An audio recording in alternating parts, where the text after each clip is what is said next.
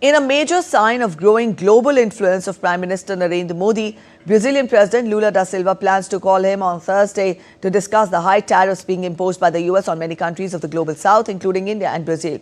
President Lula is also seeking more business and trade with India. DD India's correspondent Shobhan Saxena reports from Sao Paulo. Faces 50% tariff on its exports to the US. President Lula da Silva of Brazil is refusing to call US President Donald Trump to discuss the issue. Instead, the Brazilian leader has said he is looking forward to enhancing trade relations with countries like India.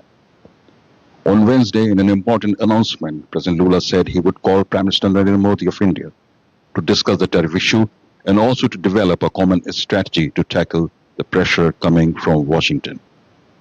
President Lula's call with PM Modi is expected to be followed by discussions with other members of the BRICS group as Brazil tries to buffer the impact of rising US protectionism. The Brazilian leader enjoys a great personal chemistry with the Indian Prime Minister, who has visited Brazil twice in recent times, for the G20 summit in November 2024 and for the BRICS meeting in July this year.